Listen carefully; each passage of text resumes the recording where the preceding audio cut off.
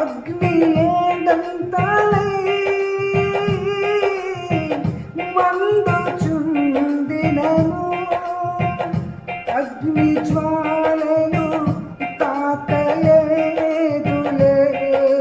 నీ ప్రియుల దేహాలను. అగ్ని బలము చల్లారేనే, శత్రు సమూహము అల్లాడేనే.